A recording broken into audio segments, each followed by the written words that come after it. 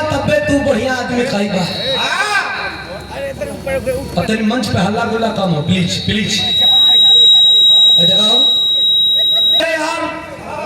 गैलस तो जवानी में रहल, बजलस तो जवानी में रहल, रंगबाजी कैलस तो जवानी में रहल। नहीं अग्नि मत कहा के करने जवानी बुढ़ाई बुझाई ना बुढ़ौती बुझाई। तो पानीदार मरद का पनिये पुल हो।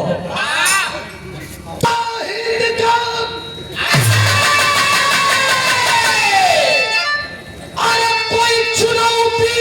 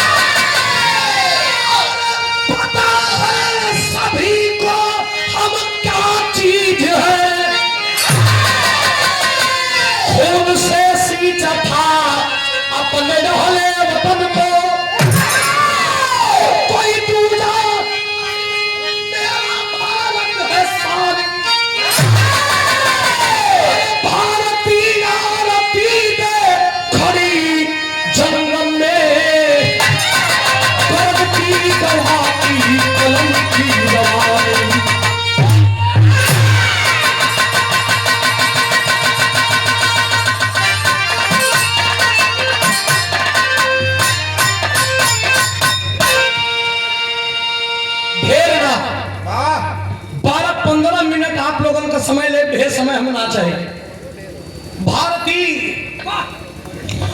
भारतीय आरती ले खड़ी ना हमें। अरे गरजती गला की करम की रवानी। दूसरों के लिए जो जीता है लाखों में वही एक, अपना खातिर तो कुकुरो जिएगा। बिरहा में कव्वाली का टुकड़ा है, बड़ा सुंदर भाव सुनैलू है, लेकिन यहाँ से देखा भाव कैसन जाता मास्टर कैसे।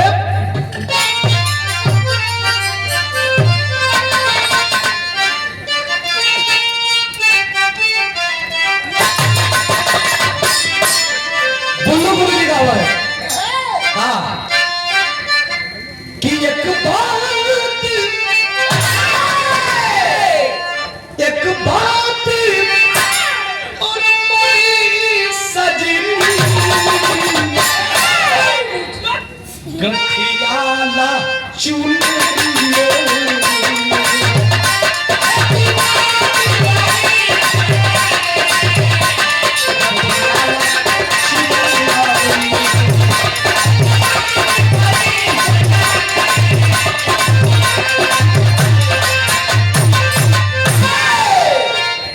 पैसा के बिक जैबू माया के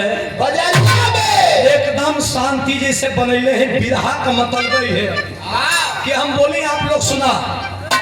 बिन पैसा का बिक जैबू माया के नगरिया में, लेकिन बीरन खातिर अगर दू गो पहलवान एक जगह खड़ा हो जा, दू गो वीर एक जगह खड़ा हो जा, बीरन का तासीर कैसा हो कैसन।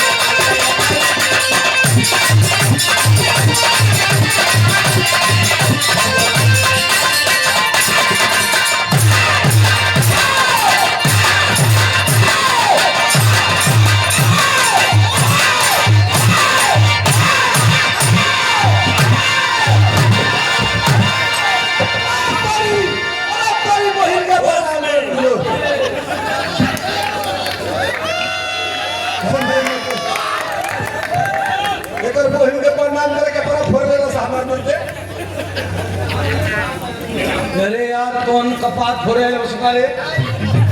गली पर धान के मुझे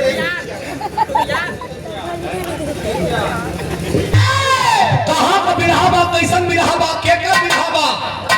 अब एक जैसा कहानी चली, सुनिए हम प्यार से आदमी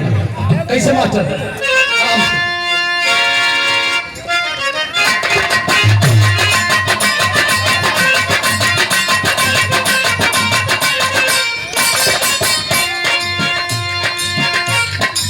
हिंद का पानी तो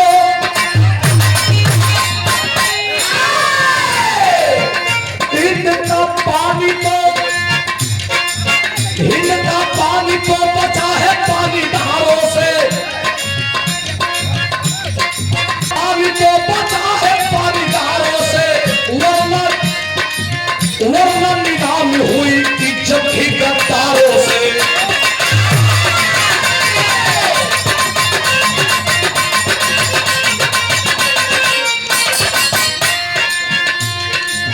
जहां पे जाति धर्म आज हुआ हावी है,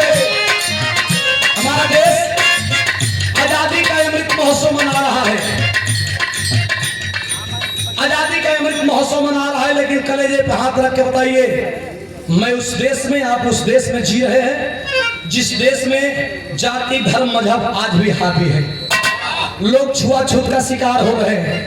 लोग जाति के नाम पे मारे जा रहे हैं, जाति के नाम पे दंगा हो रहा है, जाति के नाम पे इंसान के द्वारा इंसान को मूत्र पिलाया जा रहा है,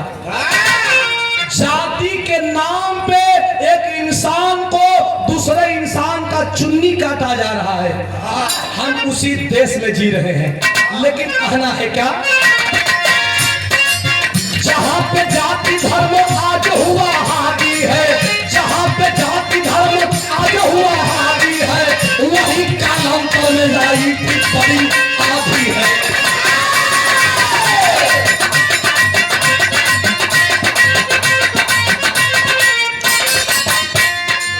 हुकूमत अंग्रेजों का जमाना था, हुकूमत अंग्रेजों का जमाना था, गुलाम देश का हुआ था ताना ताना था।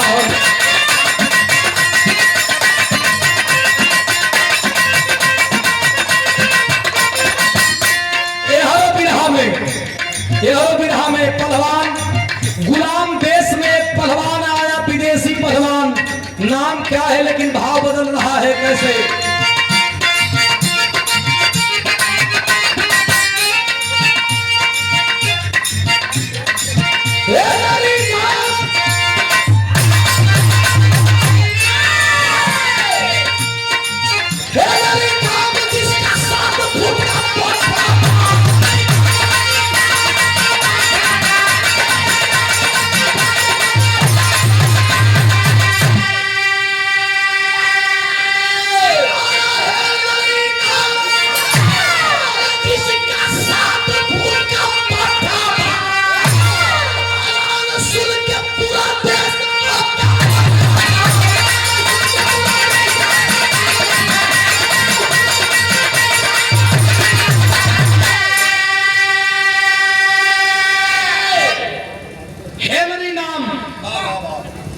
जिसका 7 फुट का एक विदेशी पहलवान, 7 फुट का पट्टा, ये महाराज हमारी का हाइट 5 फीट 6 इंची बा, हमारा हाइट 7 फुट को कितना होई। आके हिंदुस्तान में यह ऐलान कैलस प्रधान जी, भैया लोग बड़ा हिंदुस्तान में आके और एक ऐलान कर कि कुछ नहीं करे के, हिंदुस्तान का पानी बचावे के है, बस पानी डुबावे के है, पानी उतारे के है, तो कौनो पहलवान के पटक है, कौनो पहलवान के आए लगल घूमे ओकर, ए भैया भैया हाथ जोड़ते प्लीज, ऐलान कर दिया कि मैं लड़ना चाहता हूं हिंदुस्तान के किसी भी पहलवान से, लेकिन एक शर्त है। शर्त क्या है? जो हमसे जीतेगा उसे तो पैसा रुपया मैं दूंगा, राजा बना दूंगा, लेकिन जो हारेगा, अगर जेकर बहिन जवान हुई वो बहिन के अपन रखेल बना ले, जेकर बेटी जवान हुई वो बेटी के अपन रखेल बना के जान पर सुताई। पहलवान का बढ़िया बढ़िया रहा हिंदुस्तान में कोनो दू मत नहीं के कोनो शंका नहीं के, लेकिन पहलवानी तो होला बिछली का खेल में। हिंदुस्तान का पहलवानवा ये सोचा कह रहे यार ठीक बा पटक दोगे, लेकिन 1 मिनट खातिर नहीं सोचा कि कहीं पटका जाए कि हाथ दावे ना कहीं उल्टा सीधा दाव लगे तो पटका दिया। अमरत तो अमर तो नहीं खे, मशीन तो नहीं खे, कोनो सेटिंग तो नहीं खे कि पहले ही 20,000 सेट बा कतनो दबेबा तो 20,000 के बाद जाए, ये तो कोनो नहीं खे ना। तो हाथ तो पहलवानी ना लड़बा, अगर कहीं पटका जी तो काम घबरा जाए। यही सोच के बड़े बड़े पहलवान पीछे हटके ना कि और पटके के आदमी पहलवान मन बनाओ कि पटक दे, लेकिन कहीं पटका जाए तो जवान बहिन भी आ, अरे जवान घर में बेटी भी आए, अंग्रेजवा बेइज्जत कर दी। एक पहलवान निरंजन बहुत भारी पहलवान, बहुत वजन पहलवान, लेकिन एक 16 वर्ष का घर में लड़की जवान भी आ अनीता कलश की ना ना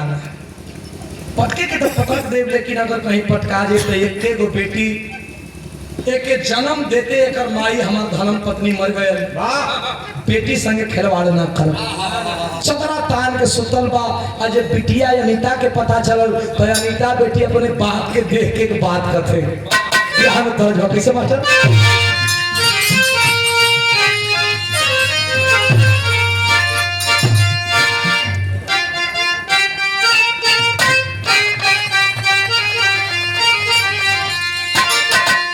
भजन तलज हो पुरानी काज का आज भी कोनो जोड़ ना है, कोनो मेहरारू समझावत बेका अरे कि केहू के तल्ला तू तल्ला की अरे मकनिए ठीक बाहो नन्या सखी हमरे उसके पलनिए सखी हमरे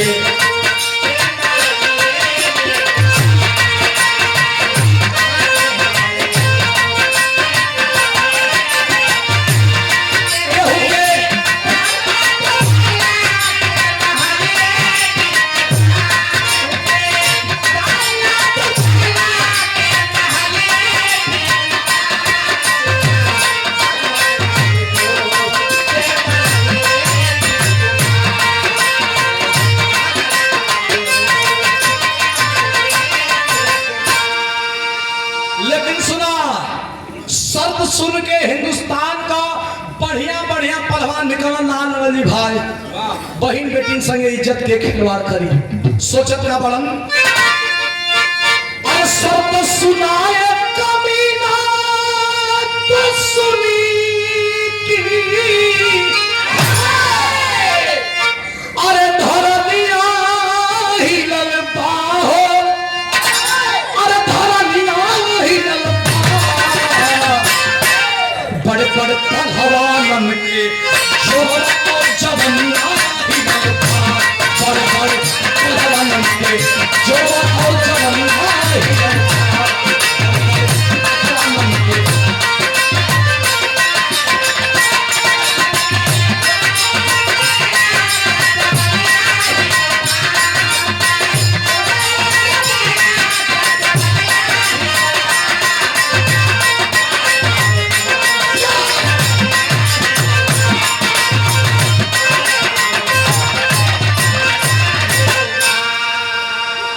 आशीर्वाद जवनिया हिलल बा सतवा तो सुनबा कइला कैसे अरे की हारी जे मंगल पहिल अरे बेटी अपन दे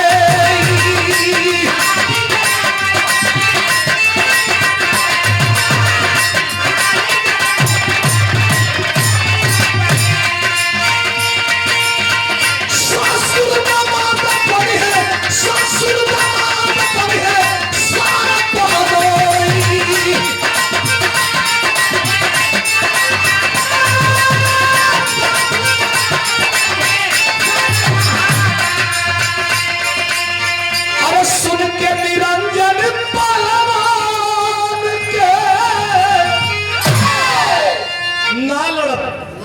निरंजन पहलवान तो सुन के दंगल तैयारी बनैलस, लेकिन बेटी का चेहरा 16 बरिस का लड़की आप अपने करेजा पर हाथ रख के सोचा कि अगर केहू पहलवान होई चाहे किसान होई, केहू कह दे कि तुहार बेटी के तुहार बहिन के अगर कोनो शर्त में हार जीवो तो ले जाई। ये महाराज इतना भैया लोग बैठल बड़ा कहो अपन जान देवल ना पसंद करी कि अपने जीते जी अगर केहू मरद होई तो अपन बेटी के अपन बहिन के केहू के देही हो, बर्दाश्त होई हो ना होई। हिंदुस्तान का पहलवान लड़ाकू तो रहलन, लेकिन कहना ना ना, दंगल मतलब बिछली का खेल, कब केकर गोड़ बिछला जाए केहू जानत नहीं। आके घरवा निरंजन पहलवान सूत के छदरा लेके आ छदरा ओढ़ के सूत गिनल। लड़किया के पता चलल कि कौनो पहलवान आइल 7 फुट का ऐलान कैले बस सब अपन बेटी बहिन बचावत ह। हमार बाबू बड़का पहलवान हुआ लेकिन हमके बचावत हन। तो बेटी का दिमाग का खुरपात देखा, बाप के सोच के एगो बात कहे, का कहे,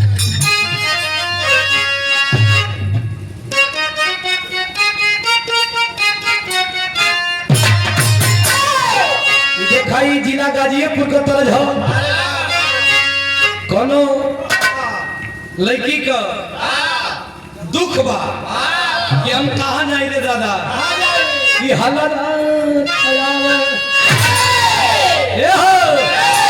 अरे कि माटी खाने गई नीरे वही माटी खाना हलवा खाया।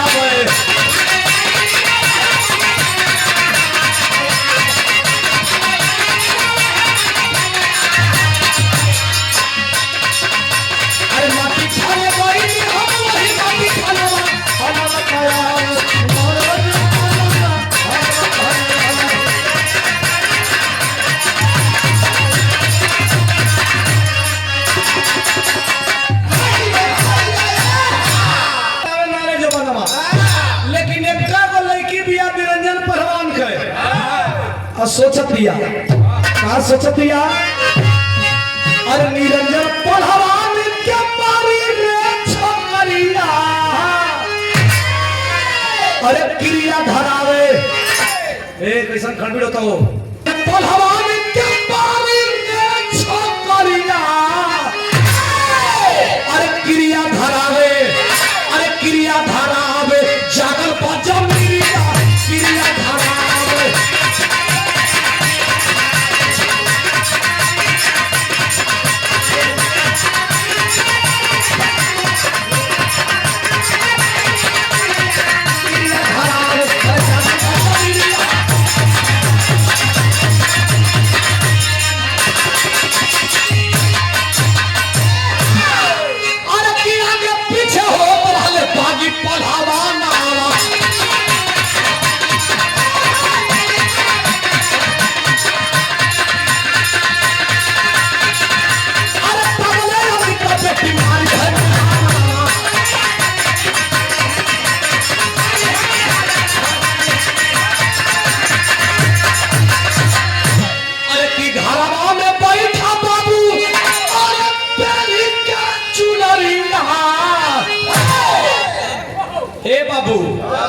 शब्दर ओढ़ के सुतर हम निरंजन पहलवान 16 बरिस के लड़की गई की कहो सुननी हा कि अंग्रेज का शर्त सुन के तुम मना कर दिला। भैया आराम से हो, पिछवा आराम से। इतना भैया लोग बिटल वाला निरंजन पहलवान का लड़की है, तना मलस की कहो बाबू तू बहुत बड़का पहलवान बनेला। इंसान के एक ताना तुलसीदास के उतना बड़ा अयास रहा तुलसीदास, मेहरारू का इतना बड़ा प्रेमी रहा तुलसीदास कि मेहरारू अपने नैहरे चल गई रहल तो आधी रात के 12 बजे रात के बुन्नी में भीजक चल गई। नदी जवन बाढ़ आए रहे, नदिया में एक लाश बा। अपना देश का पहलवानन के पटक के तू अपना के पहलवान कहेला। एगो पहलवान आके चैलेंज ठोकले है, इतना बहिन से इतना बेटी से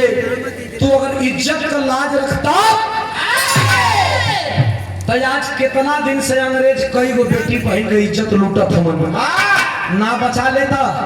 अरे तुम्हार बेटी बहन से देश का अस्मिता है, धरती माई का आजाद होना जरूरी बा। एक मेहना मारत बा लड़की अनीता एक बिरहा में स्वर्गीय रामदेव गुरु जी का तरज लगत बा।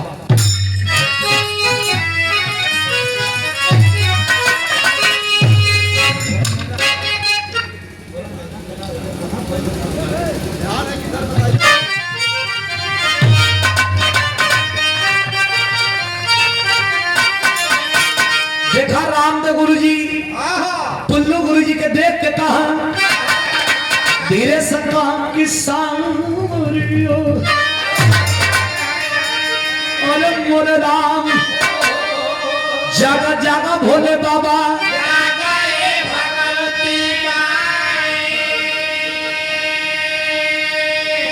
कहा कि अरे तोर नैना कटार अरे तोर नैना कटार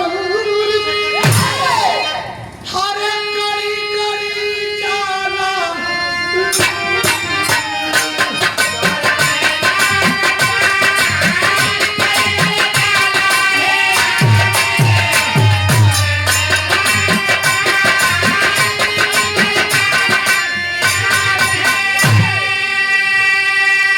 एक पदाल के गोया गाधवन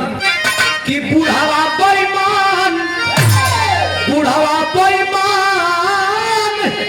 अरे मांग करैली कह चोखा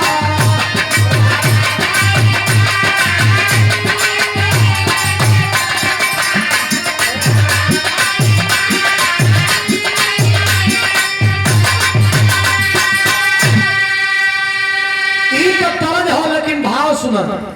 और देखें आलोक भैया जो टुनटुन यादव जी के मैनेजर हैं, अरे कि तोह के क्रिया हमार अरे तोह के क्रिया हमार बेटी से पढ़ के बाप सवार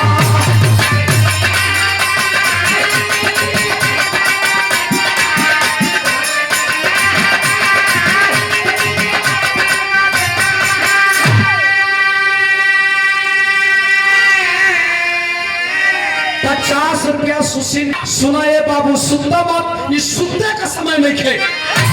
का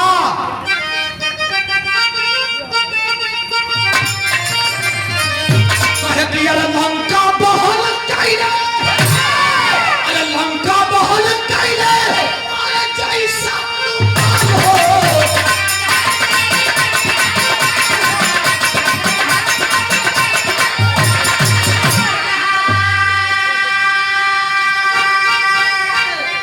वैसा जवाब क्या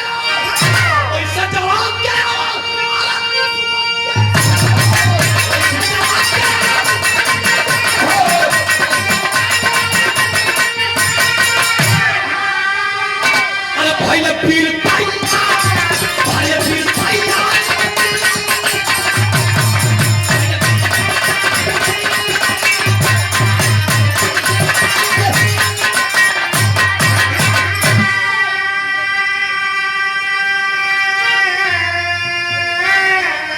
भाई लंका जरा के आवा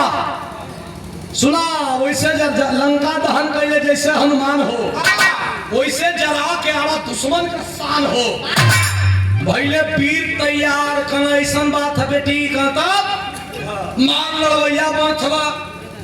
ये बाबू तो से बड़ा आशा करने के बड़ा तो से बड़ा आशा अरे बाप रे बाप जैसे बजरंग बली के याद परावे के परल तो उठा वही तरह निरंजन पहलवान अरे अंगड़ाई ले तो जवान जब खड़ा भाई बाघ छाती लेके जब खड़ा भाई से बेटी निकाल हो लंगोटा जब टंगले ही रे ले करके कान्ही तो जब तू बड़ी दे ही नहीं लस दहिया फूले लगा कहत का हमारा बिरहा में तो रोमांटिक कर झपा कैसे कैसे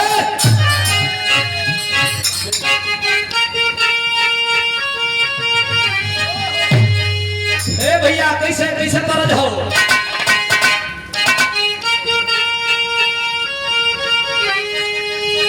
तो किया मोरा नहीं हार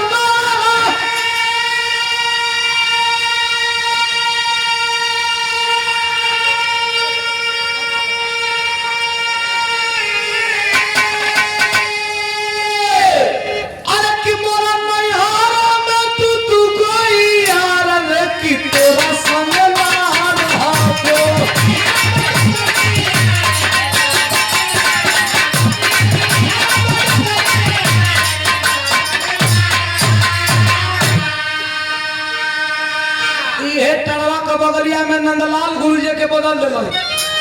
अरे तो एगो यही रहवे, एगो यही रहवे, अरे एगो हच्चा मार रे कि तोरा संगे ना हो।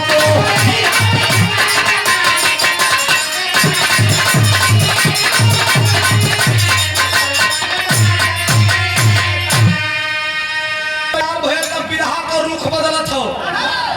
पढ़ला की टमाटर। अरे कि चलते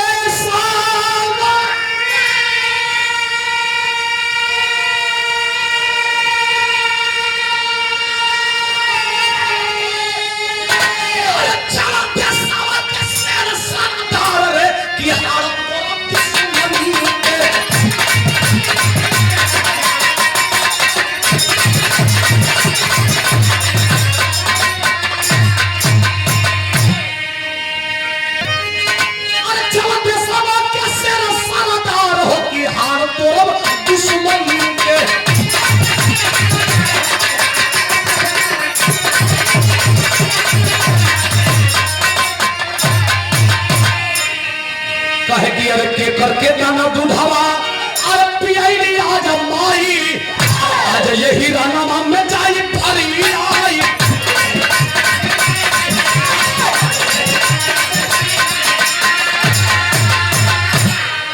अरे जे बजीता जी बजीता जी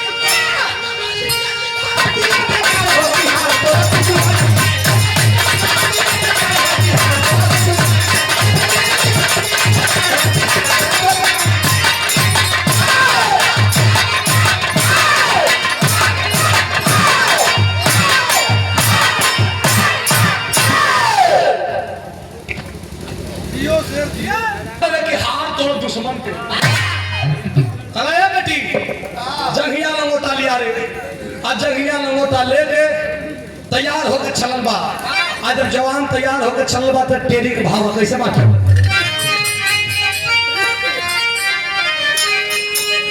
अरे बलराम अरे दंगल में चल के जाया इंडिया, अरे दंगल में चल के जाया इंडिया, अरे फट के 16 को सबनम ने राह दिखाया।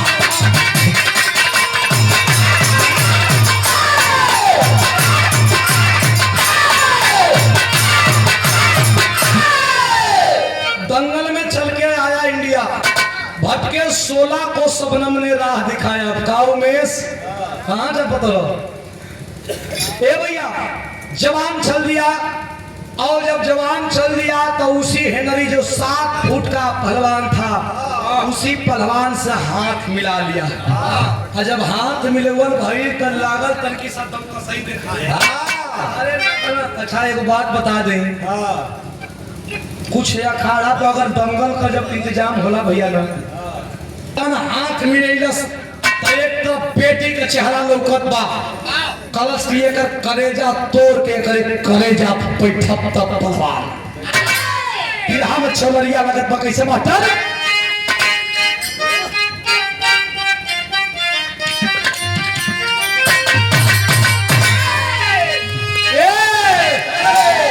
ये उस्ताद हमारे नाम है कैसे। अरे कि तारी उमर कमर लचकनी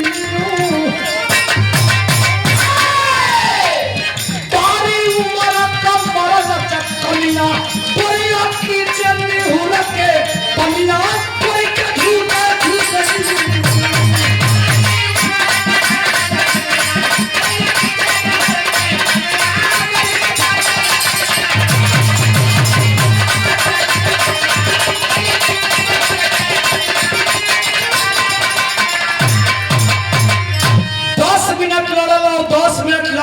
निरंजन पहलवान का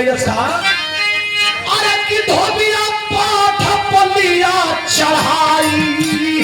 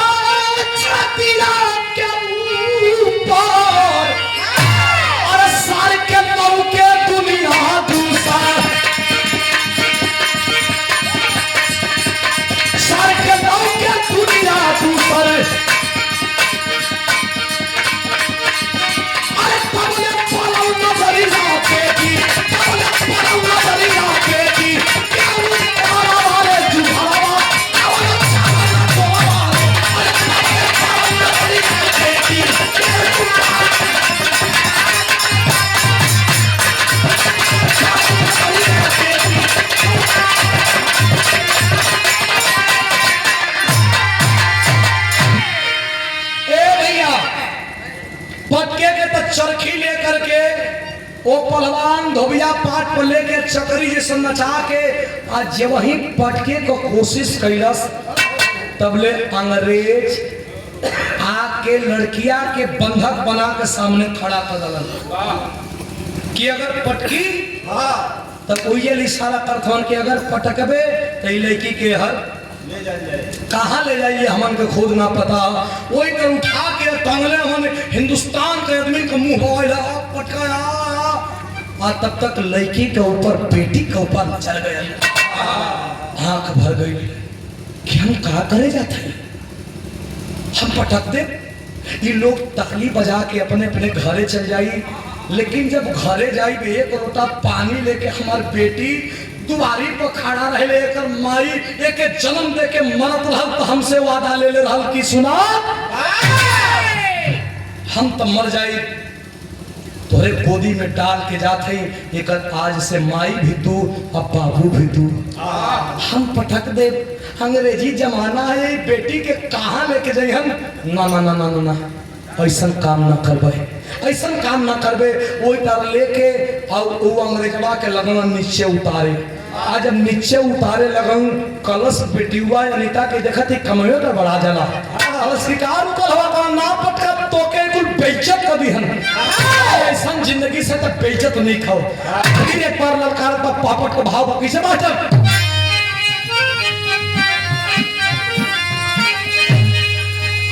हमारी चिता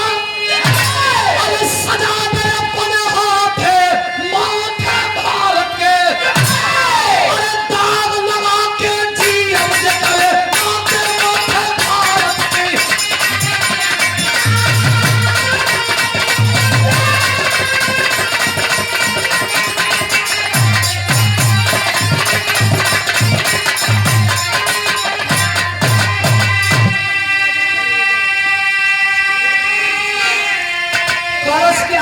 चीता सजा दे ऐसा जिंदगी से तब मर गई बेइज्जत हुई बेकार है पापा एक बात कहे का अरे बेटी जब भिखारी है अरे बड़ा है शेर हो पटक के चढ़ गया छाती ऊपर पहलवान के ढेर बेटी जब भिखरलस पहलवान के कलश की ऐसा जिंदगी बेकार अरे तू पहलवान कहा था जवन सामने आई तबन देखा अरे फिर घूस के उठा के कंधा पर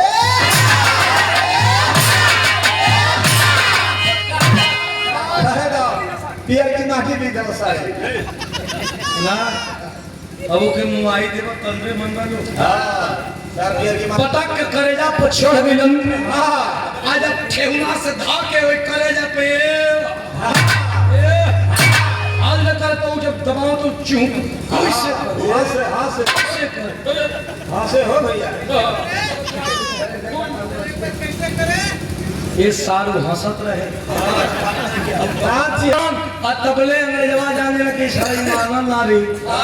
ये अपन बेटी के भी ना चलस लेकर के और लड़की के चलन अरे पटक के आदमी ताली बजा के आदमी के खा पाता आदमी ताली बजा के चलन वही भर ले अखाड़ा पर जैसे काटल विशाल पेड़ के काट देवा आया के बह जाला तराऊ बाप बेटी का वियोग में पटक के भी अल्लाह के वही बीच अखाड़ा तो पड़ल हो कर से गलती कर दली पटके के तक पटक डाली देश का पानी बचा लानी देशवा का पानी बचा लेनी लेकिन हमारे बेटी का पानी हमारे बेटी का पानी क्या हुई अंग्रेज लिया के चलत मन टुकुर टुकुर ताता था लेकिन तब तक वही घड़ी एगो और घटना घटल घटना का घटन आधा का भाव है सदर मौया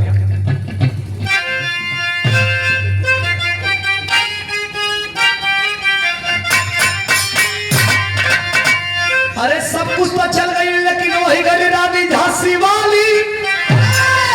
देशवा गुलाम रहा वो घड़ी जमाना वो घड़ी बड़ी जोर से चर्चा चल रहा रानी झांसी वाली बाई कर अरे रानी झांसी वाली जब पावली खबरिया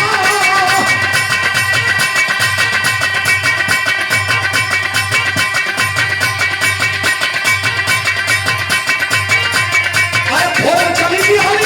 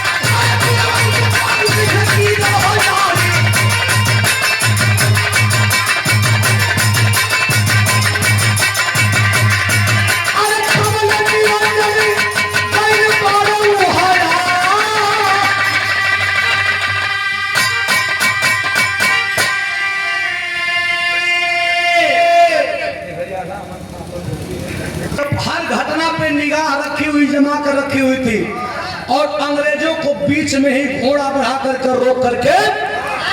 और तेगा तलवार के दम पे लड़की को छुड़ा लेती है। आज जब लड़की को छुड़ा लेती है, परिचय पूछने लगी, तब तक पता चला निरंजन पहलवान के। निरंजन पहलवान भी आ करके और रानी झांसी वाले के चरणों में गिर गए कि हमने देश की अस्मिता बचाई, लेकिन रानी आपने तो मेरी बेटी की अस्मिता बचाई है। आज से हम लोग बाप बेटी आपके मुरीद हो गए। अब जो बोलूंगी, अब तू जब बोलबू तो हम है हम बोली का, हम बोली का तू देश का लाज बचैलू, तू हीरो असली हीरो बनू। ये बेटी अपने बाप में तू जज्बा ना भरले हो तू, तो आज अब अंग्रेज भाई चढ़ल तो हर बाप तो हरे जज्बा के चलते अंग्रेजन का कलेजा पे झंडा कर लू। एक बात कहती है रानी, एक बात कहता ली, आधा मिनट और बिहार कैसे मास्टर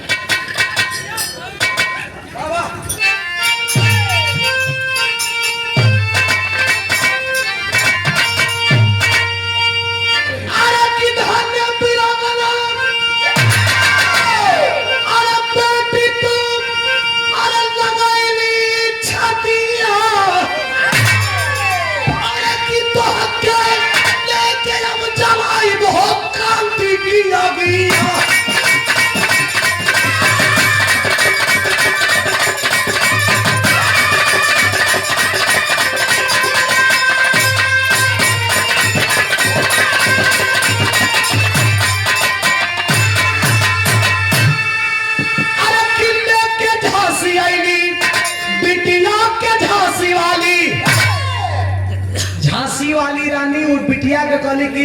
तोहरे जैसन लड़किन के हमके जरूरत लड़किया कल सुनीता कि हम का करो, कहली कि तोरे जैसन पीरन का जरूरत हरे पगली। अब तू चल हमारा किला में, झांसी वाली किला तक तो के सेनापति बनाई, सेनापति बना करके और सेनापति बना करके दरवाजे पे जो मेन किला है वहां पे खड़ा कर देती हैं। जब खड़ा कर देती हैं, कुछ दिन बाद अंग्रेजों का इतिहास में लिखा गया है कि झांसी वाले किले पे अंग्रेजों का चढ़ाई हुआ, तो उसमें लिखा गया था कि खूब लड़ी मर्दानी वो तो झांसी वाली, खूब लड़ी मर्दानी वो तो झांसी वाली रानी थी। तो झांसी वाली रानी के साथ साथ लड़ने वाली वो बेटी अनीता, जो झांसी वाली रानी की जान बचाते बचाते अपने आप जंगे मैदान में शहीद हो गई, जंगे मैदान में शहीद हो गई। और आज बेटी की लाश को लेकर के पिता रोते नहीं है, बल्कि बेटी की लाश को छोड़ करके अंग्रेजों से लड़ते लड़ते किला की रक्षा करते करते वो निरंजन पहलवान भी जंगे मैदान में शहीद हो गए। एक वक्त ऐसा भी आया कि झांसी वाली रानी भी अंग्रेजों के साथ युद्ध करते समय मारी गई। तो ये देश, जिस देश पे हम लोग बैठ करके बिरहा सुन लेते हैं, बिरहा आप गवा लेते हैं, ये देश खूनों से सिंचित है। और एक बिरहा गाने का तात्पर्य रहा कि बिरहा गाजीपुर में है, और दूसरा बिरहा गाने का तात्पर्य रहा कि 2-3 दिन बाद 26 जनवरी भी आने वाला है। पूरा देश क्रांति के रंग में रंगने जा रहा है। तो मैंने सोचा कि आज से ही इस गाजीपुर की धरती को क्रांति के रंग में रंग दे, क्योंकि गाजीपुर से बड़ा क्रांतिकारी पूरे देश में नहीं है, इसलिए खानदान का परिचय। गुरु बिहारी गुरमेश गुलाम लाल बतारी, अरे किस स्वर्ग का चंद्रिका कवि बचल निमन